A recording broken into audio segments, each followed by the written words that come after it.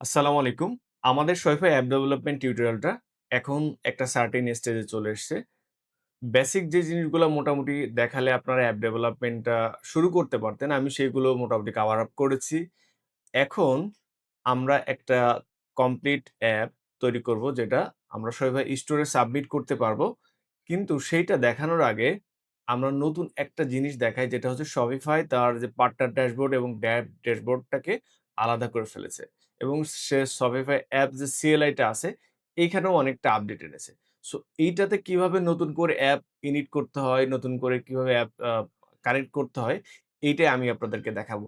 So চলুন শুরু করি। আমার স্ক্রিনে partner.shopify.com এখানে যখন আগে আপনারা আ আসতেন তখন এখানে ছিল অ্যাপস। এখন যদি আসেন এখানে আছে শুধু অ্যাপ ডিস্ট্রিবিউশন। সো আমি যদি এখানে ক্লিক করি তাহলে দেখেন যে এইখানে আমার অ্যাপের লিস্ট দেখাচ্ছে কিন্তু আমার অ্যাপগুলো দেখার জন্য বলতেছে যে ভিজিট ডেভ ড্যাশবোর্ড।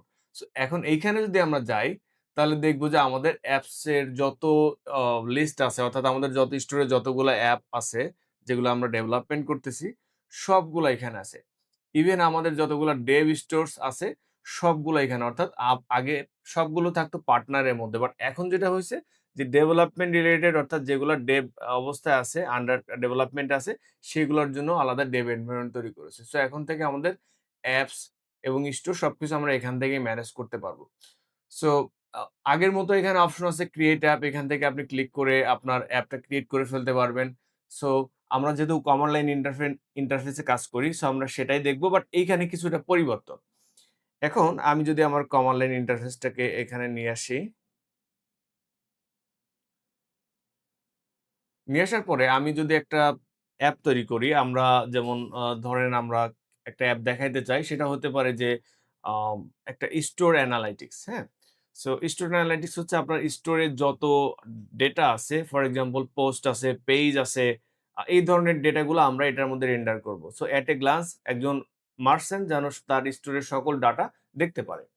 এখন এখানে আমরা যদি Shopify অ্যাপ ইনিট দিব, তার আগে দেখেন আমার এখানে Shopify ভার্সনটা হচ্ছে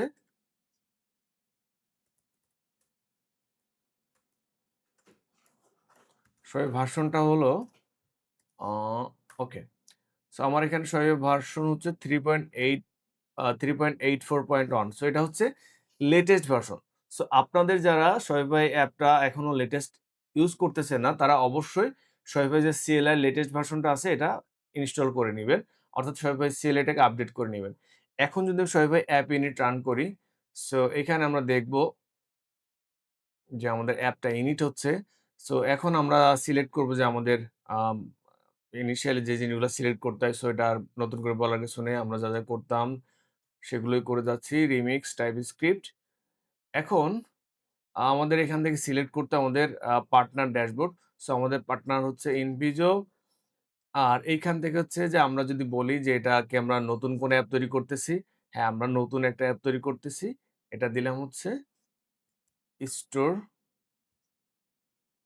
স্ট্যাটাস। ওকে, ফাইনালি আমাদের অ্যাপটা ইনিশিয়েট হয়ে গেছে।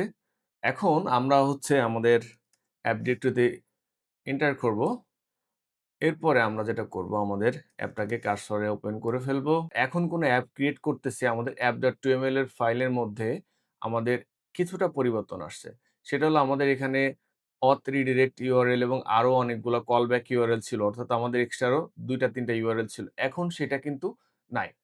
ইভেন আমাদের যদি আমরা পার্টনার ড্যাশবোর্ডে যাই, আমাদের অ্যাপের যেই আগে যেখানে আমরা অল অ্যাপস এ গেলে আমরা এখন যদি এখানে আসি, আমরা দেখতে পারবো যে নতুন যে অ্যাপটা আমরা তৈরি করেছি স্টোর স্ট্যাটাস, এটাতে ক্লিক করি তাহলে দেখবেন যে এখানে যে কনফিগারেশন গুলো ছিল, হ্যাঁ?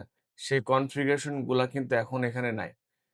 অর্থাৎ অ্যাপের যে কনফিগারেশন এখন যদি আমি ডেভ ড্যাশবোর্ডে যাই, এখন যদি এইখানে দেখি তাহলে হচ্ছে আমরা যদি এখানে ক্লিক করি অ্যাপের পরে, দেখেন এইখানেও কিন্তু আমাদের যেই অ্যাপ কনফিগারেশন গুলা ছিল সেগুলা কিন্তু এখানে এখন আর নাই। সো এখানে কিছু জিনিস আ আপডেট হইছে। তো এইটা আমরা কিভাবে হ্যান্ডেল করব?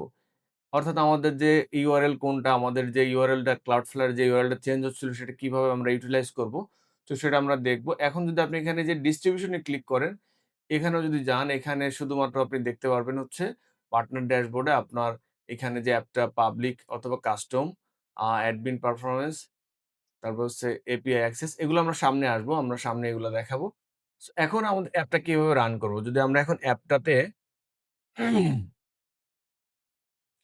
অ্যাপটাতে রান করি যে Shopify অ্যাপ ডেভ, ঠিক আছে? এখন যেটা হবে যে এইটা হচ্ছে যে আপনার অ্যাপটা রান হবে কিন্তু এটার প্রিভিউটা আমরা দেখতে পারবো না। কারণ হলো যে এইটার মধ্যে যে ইউআরএলটা আপডেট হওয়া দরকার সেই ইউআরএলটা এখন অ্যাপ ডেভ এটা আপডেট হবে না। দেখেন এখানে হচ্ছে যে আমি সবে অ্যাপ ডেভ রান করেছি এবং অ্যাপটা হচ্ছে যে প্রিপেয়ার করতেছে এবং অ্যাপটা কিন্তু আপডেট হয়ে গেছে। কিন্তু এইখানে দেখেন আমাদের রিডিরেক্ট ইউআরএল বা অ্যাপ্লিকেশন ইউআরএল চেঞ্জ হয় না। এখন যদি আমি এটাতে এবং এইখানে দেখেন নতুন করে এই কনসোলেও বেশ কিছু পরিবর্তন আসছে।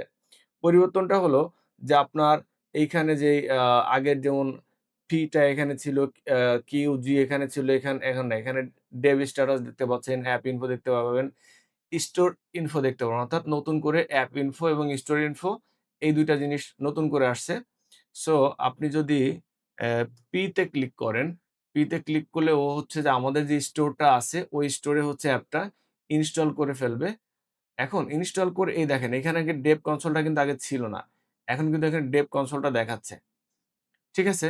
এখন এই ডেভ কনসোলের মধ্যে দেখেন যে ইউআরএল টা কিন্তু এখানে ঠিকই আমাদের Cloudflare এর একটা ইউআরএল এখানে আছে। কিন্তু যখন আমি স্টোরি স্ট্যাটাসে যাচ্ছি, এইখানে কিন্তু আমরা কোনো কিছু দেখতে পাচ্ছি না। তার মানে আমাদের এই যে ডাইনামিক যে ইউআরএলটা আপডেট হয় নাই। সো এখন যেটা করতে হবে যে আমাদের এইখান থেকে একটা টার্মিনাল ওপেন করব। টার্মিনাল ওপেন করে আমরা এখান থেকে করব যে Shopify অ্যাপ কনফিগ লিংক। এটার কাজ হচ্ছে যে আমাদের অ্যাপের ভিতরে যে কনফিগটা আছে, এই কনফিগটা হচ্ছে আমাদের লিঙ্ক করাইতে হবে। সো আমাদের ড্যাশবোর্ডটা আছে ইনভিজো অর্থাৎ যে পার্টনার ড্যাশবোর্ড। এটা নতুন অ্যাপ না, আমাদের এক্সিস্টিং অ্যাপে আমরা কানেক্ট করব। আমরা হচ্ছে স্টোরি স্ট্যাটাসে কানেক্ট করব। এইবার যদি আমরা রান করি, এখন দেখেন এখানে হচ্ছে আমাদের এটা আপডেট হয়ে যাওয়ার কথা ছিল। আচ্ছা হয় না। আমরা দেখি এটাতে আ Shopify অ্যাপ ডিপ্লয়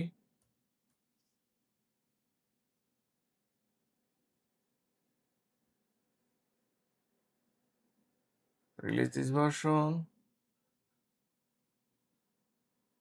আচ্ছা, এখন যদি আমরা এখানে দেখি ব্রাউজারে, স্টিল আমাদের এখানে স্টোরেজ স্ট্যাটাসের মধ্যে কিছু আসবে।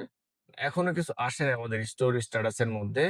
তার মানে হচ্ছে আমাদের এই অ্যাপটা আমাদের এখনো আসে নাই। নতুন এই সিএলএ আপডেটের পরে যেটা হচ্ছে যে অনেক সময় আ মানে ইনিশিয়ালি ইনিশিয়েট করার পরে সবে অ্যাপ ডেভ রান করার পরে আপনার অ্যাপটা দেখবেন যে ইউআরএলটা ঠিকই আপনার পার্টনার থেকে আসতেছে, ডেভ ড্যাশবোর্ড থেকে আসতেছে।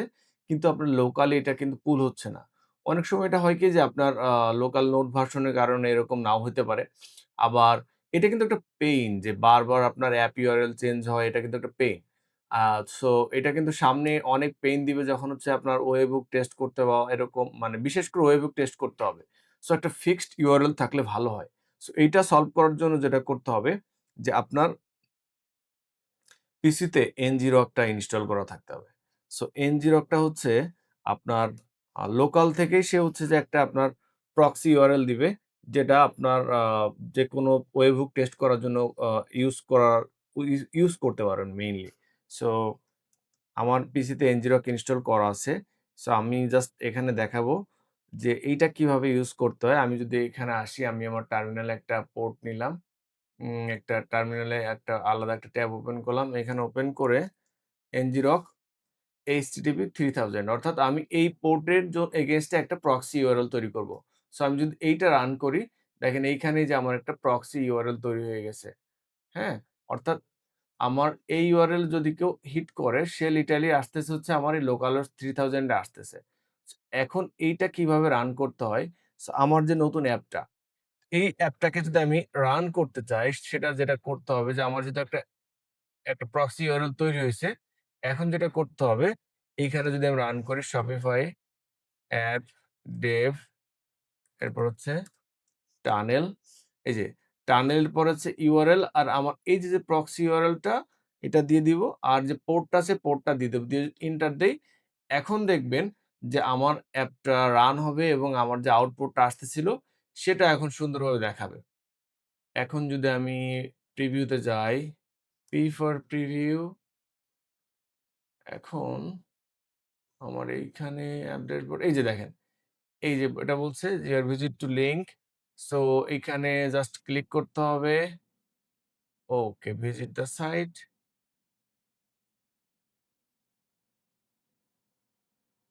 এখন দেখেন আমার অ্যাপটা কিন্তু রান হচ্ছে এবং এই যে দেখেন আমার এই যে স্টোর স্ট্যাটাসে এইখানে দেখেন যে আমার অ্যাপের ইউআরএলটা কিন্তু এখানে চেঞ্জ হয়ে গেছে। এখন সে কিন্তু এই যে NGROK এর ইউআরএল থেকে আসছে। সো অনেক সময় যদি আপনার লোকালি dev ইউআরএলটা বারবার চেঞ্জ হয়ে যায় বা এটা যদি একটা স্ট্যাটিক বা আপনি একটা প্রক্সি ফিক্সড ইউআরএল রাখতে চান, সেক্ষেত্রে আপনি NGROK ইউজ করতে পারেন। সো এটা হচ্ছে সিস্টেম, অর্থাৎ আপনার অ্যাপ ডেভে শুধুমাত্র আপনার টানেল ইউআরএল এ যেই অ্যাপটা আপনি জেনারেট করলেন, ওই অ্যাপটা ওই ইউআরএলটা আপনি দিয়ে দিলেই হচ্ছে যে এই যে এখানে যে কমান্ডটা, এই ইউআরএলটা দিয়ে দিলে আপনার অ্যাপটা রান করবে। সো তাহলে আপনারা বুঝলেন যে এখন যে নতুন যে এনভায়রনমেন্টটা আসছে এটাতে অ্যাপ রান করতে গেলে আপনাদের একটা NGROK লাগবে। NGROK দিয়ে আপনারা একটা প্রক্সি ইউআরএল তৈরি করে নিবেন এবং সেই অ্যাপটা হচ্ছে যে এইখানে সেই ইউআরএলটা অ্যাপটা এই ইউআরএল রান করবেন। রান করলে আপনার সবকিছুই ঠিক স্বাভাবিকভাবে কাজ করবে। আপনি চাইলে এটাকে একটু বড় করে ফেলি। ওকে। এখন আপনার অ্যাডিশনাল পেজ, জেনারেট প্রোডাক্ট সবকিছু সুন্দর মতো কাজ করবে। আমরা এই পর্ব এখানেই শেষ করব। এরপরে আমরা একটা দেখব যে একটা কমপ্লিট অ্যাপ কিভাবে বানাবো, যেটা আমরা সবাইভাবে অ্যাপ স্টোরে সাবমিট করতে পারবো।